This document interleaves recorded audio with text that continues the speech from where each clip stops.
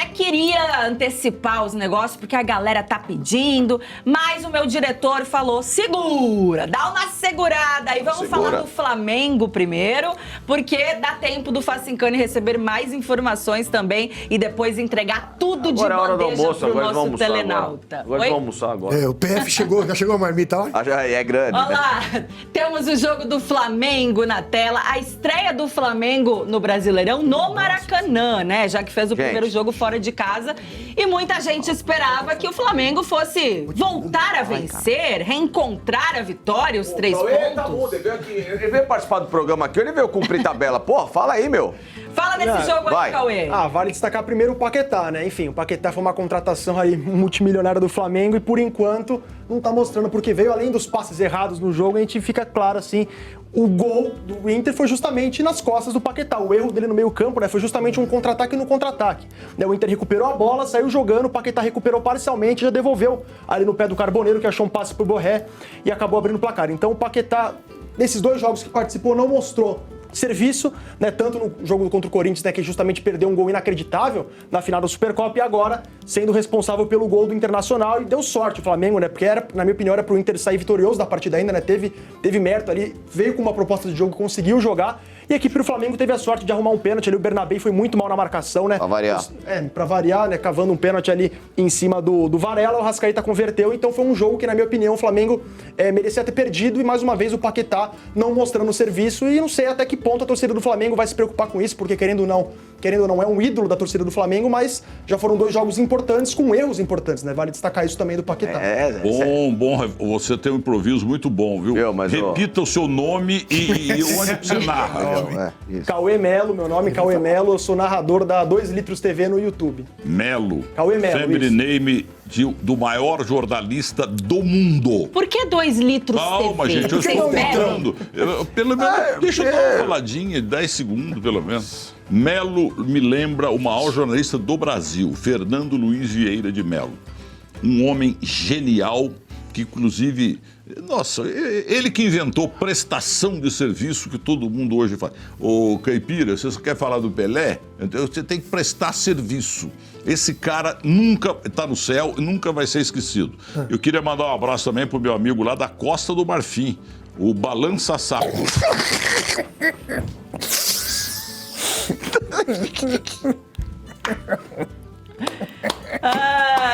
Tá vendo? Aí a bomba sobra pra mim. Ele pede só um pouquinho pra falar, ele fala umas besteiras dessa, aí depois joga pra mim. Cadê a situação aqui, produção? Aí, ó. Olha como é que tá o meu elenco aqui.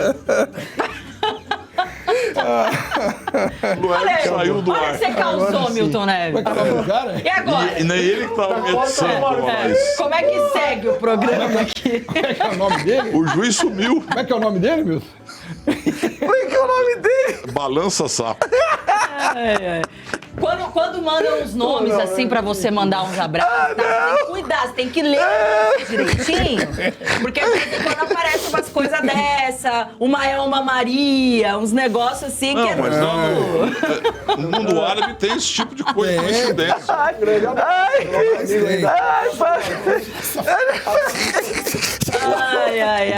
Saco é teu amigo? Não dá.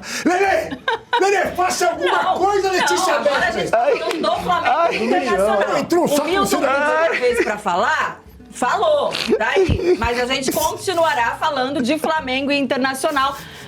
Eu avisei. Não, o Alex Miller, ele já tá mais recuperado. O Flamengo decepcionou mais uma vez a torcida? Tanto decepcionou que ao final do jogo, vaias da torcida do Flamengo, cânticos de protesto, quem te viu e quem te vê, né? Não basta ganhar tudo. Precisa continuar ganhando um mês depois de ter ganho tudo. Então, se o flamenguista tá na arquibancada, gritando desse jeito, esperneando desse jeito, bravo desse jeito, todo mundo tem direito de espernear. É verdade. Pô, não, mas olha, cara, eu quero ver quanto tempo vai levar a paciência com o Paquetá, que ontem ganhou mosaico em 3D, fizeram uma festa maravilhosa. Beleza, a gente entende isso, porque quando um grande nome chega pro seu clube, você quer fazer uma boa recepção, mas você também espera uma contrapartida em campo, que é o que ele precisa fazer. Ele veio para isso, para jogar bola, né? E contra o Corinthians, perdeu um gol que meu filho de 7 anos não perde. E ontem, sim, entregou de bandeja um lance pro Inter fazer o gol. Não jogou nada, né? Foi mal. Claro, tem que ter paciência, tá voltando, enfim, mas ele estava em atividade, jogando na Premier League. Também não é assim, vou me adaptar a um esporte que eu não conheço. Sim. O cara veio fazer o que ele mais sabe de fazer na vida, que é jogar futebol. E se o cara quer ir para a Copa do Mundo, ele tem que rapidamente mostrar resultado. Não dá pra... vamos aguardar 2 meses para ele se readaptar ao oxigênio que tem no Rio de Janeiro. Não dá. Sim. Então, ele tem que jogar bola rápido. E é claro que é cedo ainda, né, pra gente falar qualquer coisa desse time do Flamengo, até porque os caras Na hora voltaram que engrenar, esquece. recentemente da pré-temporada. Os rivais, Lelê, Palmeiras, Cruzeiro, Fluminense, Corinthians, os times que sonham em alguma coisa, principalmente no Campeonato Brasileiro, eles têm que comemorar esse início de brasileiro do Flamengo. E aproveitar. Porque são pontos perdidos. Então, olha, já tô 3 pontos na frente do Flamengo. Ó, entendeu? E aproveitar como o Corinthians aproveitou. Isso. Mas, ó, apesar de ser início de temporada, e a gente sabe que muita coisa pode mudar, Alex, mas é o pior início de temporada do Flamengo em 24 anos, hein? Foram 3 derrotas seguidas, algo que já não acontecia há algum tempo, e também agora o empate, né, diante do Internacional no Maracanã. Mas o Alex tem razão, né? A torcida do Flamengo tá de sacanagem, né? Sim, sim. Pô, no meio de 2 meses, campeão da América, campeão brasileiro. O que é? O que sonha, Foram contrata. 4 títulos ano Tentaram passado. o Arias, agora não quis conversar por causa do Fluminense. Quer dizer, o que precisa gastar, gasta. O que os caras querem mais? Desculpe, também vamos devagar com a dor, né? Eu acho que esse ponto... Aliás, o Felipe Luiz também falou alguma coisa sobre isso, né? Não é possível que a gente também não seja tão tolerante. Eu acho que é o que o Alex falou. Se a torcida do Flamengo pode cobrar desse jeito, imagina do esporte. Os caras estão batendo nos caras. Não Eu dá. até destaquei aqui, o Felipe Luiz, ele comentou, ele tem que reconhecer o jogo ruim, ele falou reconhecer o jogo ruim da equipe, mas ele falou que a parte física tá pegando muito. Só que o que você disse, pelo dinheiro que gasta, pela quantidade de jogadores com qualidade que tem, o Flamengo tem 2, 3 times hoje, então... Fácil. É claro, a parte física, a depender dos jogadores, isso influencia, mas pelo elenco que tem, não dá pra usar isso como justificativa, principalmente em jogos do Campeonato Brasileiro. E nem pra ficar também, né, Milton Neves, cornetando aí o Felipe Luiz, que já começaram novamente a levantar aí as dúvidas sobre o trabalho, né, do Felipe Luiz. Sim. E eu acho que o Flamengo passou por isso ano passado, quando começa aquela campanha da Libertadores de forma irregular, oscilou em alguns jogos, até correu o risco de não se classificar para a próxima fase. Começaram a questionar, né, o pulso ali, o trabalho, o comando do Felipe Luiz. No final do ano terminou campeão. Então acho que já deveriam ter aprendido, né, que às vezes é cedo para fazer alguns tipos de cobranças, no sentido de será que o cara é competente? Competente a gente já viu que ele é, gente. Não, isso aí Felipe Luiz, nessa calma dele, vai durar 215 anos. Eu acho que, vamos lá, eu tô vendo muita gente criticar o trabalho dele, não sei por onde. Ele é um cara competente. A gente ter o ano passado feito análises pontuais sobre alguns posicionamentos dele, publicamente, algumas baboseiras, isso aí, normal. Mas ninguém aqui nunca questionou que ele entende de futebol e que ele montou um time pragmático.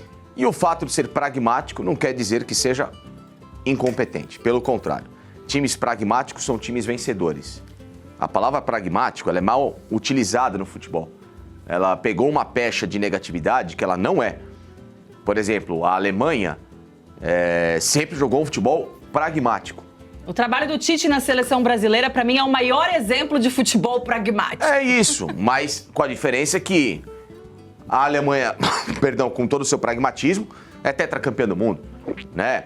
A Itália tem um futebol pragmático, né? Ou teve em grandes tempos áureos, e enfim. A gente tem uma série de exemplos de equipes que não eram brilhantes, mas brilhantes que eu digo assim, elas não eram visualmente brilhantes, mas elas eram extremamente úteis e muito conhecedoras das suas características para chegar ao objetivo final, que é o título. No fim das contas, se você vai chegar jogando bonito ou feio, o que importa é ser campeão. Então, dane-se. Importante você entrar na história. O Felipe entrou na história e o Felipe fez o Flamengo ser campeão. Agora, que com o pragmatismo você passa a ser melhor observado pelos rivais, isso é um fato. Quando você joga somente com uma mesma plataforma de jogo e você acaba sendo um técnico que não tem ainda uma capacidade ou um estilo de querer ousar dentro daquilo que você fez de bom, o que é muito difícil, porque a manutenção do topo é você tentar fazer o diferente dentro daquilo que já tá bom, isso de fato vai acontecer com o Flamengo e é natural.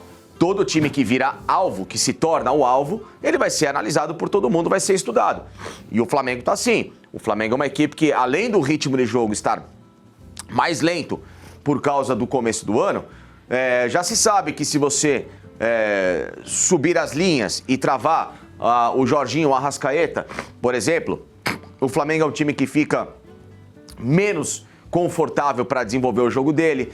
O Flamengo é uma equipe que, se você fecha o corredor e não dá o espaço para um Bruno Henrique, para um Plata atacar naquele chamado facão, que eles não jogam por fora, eles jogam saindo de fora para dentro, você dificulta a ação ofensiva do Flamengo. O Flamengo é uma equipe que, se você sobe a sua linha de marcação e você povoa justamente essa saída de bola, você consegue ter um domínio do jogo, como em várias vezes o Internacional fez. Então isso é normal. Então ele tem que começar a encontrar mecanismos alternativas de movimentar essa equipe.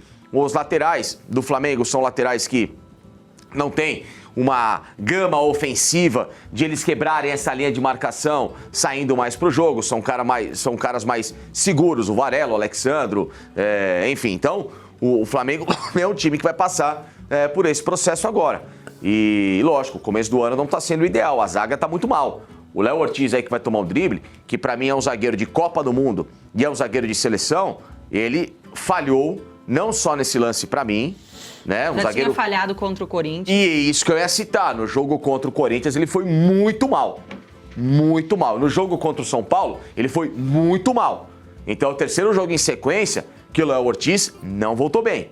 E é um baita de um jogador. Repito, o Léo Ortiz em forma, é zagueiro para estar no grupo da Copa do Mundo agora. Não de 2030, de agora. Mas...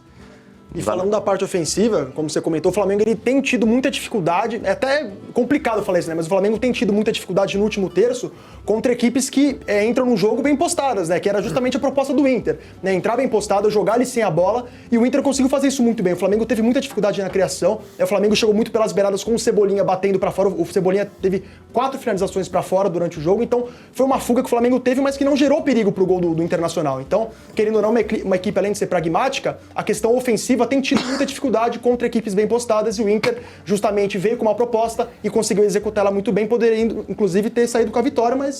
Eu acho que o Cebolinha foi bem. E outra coisa... Ganhou uma oportunidade aí, né? Cebolinha foi bem no da jogo, equipe do Flamengo. Eu acho que ontem ele foi bem. Ontem não, no outro jogo Ele também. tem ido bem. O Cebolinha tem sido um dos melhores, se não o melhor jogador do Flamengo nesses Sempre jogos ruins. Desde o ano passado. Entrou na final da Libertadores bem demais, inclusive, Quase contra o foi Palmeiras. negociado, né? Porque tava... O Grêmio veio atrás, né? 2 vezes, mas quando o Grêmio viu a questão de valores e tal, o Grêmio pulou fora. Agora, cada vez mais, eu enxergo que o Felipe Luiz precisa resolver essa questão do ataque do Flamengo, que é um ataque que deveria fazer mais gols, né? Eu falo do pragmatismo do Flamengo, porque ele não é um time de 5, 6, 7, 8-0. Ele é um time que ele vai jogar de acordo com como o jogo pede. O Bruno Henrique não é esse último homem de ataque. Isso é nítido cada vez mais para mim. Outra coisa, o Carrascal tem feito falta aí nesse ritmo de jogo a esse meio ataque do Flamengo. Outra coisa importante também, ter que entender e resolver a questão do Pedro com urgência, porque você não pode ter um jogador como o Pedro não rendendo aquilo que ele pode render. É um jogador muito especial. O Pedro é um atleta que em qualquer time do Brasil ele seria titular. E ele faz gols. Ele é um artilheiro nato, então eu não consigo entender como que essa relação Pedro-Flamengo, Felipe Luiz, ela tem sido tão profissional e não tão carinhosa ao ponto do cara se sentir confortável e desenvolver o melhor dele. Mas então, O time não tá jogando pra ele, né? Mas eu acho essa questão dele com o Felipe Luiz, que não é uma questão nova, não começou ontem, essa questão do Pedro com o Felipe Luiz. É uma questão que poderia ou deveria ter sido discutida e resolvida no final do ano. do início da temporada. Claro, Nós claro. vamos continuar com o Pedro? Vamos. Então chama ele aqui, chama o Felipe. Como é que vai ser? Vai ser outra vez desse jeito? Recadinhos pela mídia, insinuações pela mídia. Porque eu acho que não pode ser, o Facincani tem razão, nem 8, nem 80. Você não pode Nessa ser. base, o Jorge Jesus volta. Você não pode só ter amizade com o jogador. Alguns treinadores não querem saber se o cara joga ou não joga. Escalam o cara pela amizade, pelo relacionamento que tem. Mas também não pode ser o contrário. Não é porque eu não gosto do jogador, se ele é o melhor naquele momento, que ele não vai jogar. Quer dizer, o Pedro e o Felipe, eu acho que faltou aí a diretoria do Flamengo aproveitar o final da temporada, o início da outra, sentar com todo mundo e outra. Não dá pra resolver o problema? Então, Pedro, vamos resolver de um jeito que fique melhor a sua saída, que seja melhor pro Flamengo. E assistindo os últimos jogos do Flamengo, isso fica muito claro. É lógico.